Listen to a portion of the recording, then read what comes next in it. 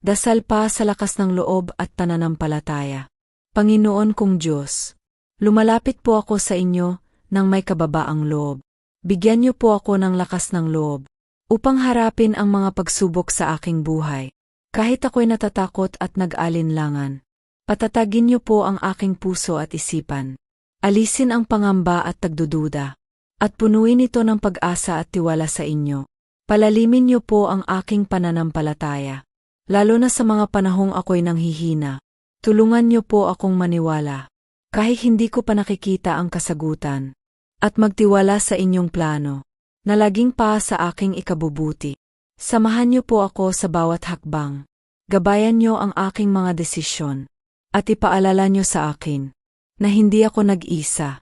Maraming salamat po, Panginoon, sa inyong lakas, biyaya, at walang hanggang pagmamahal. Amen.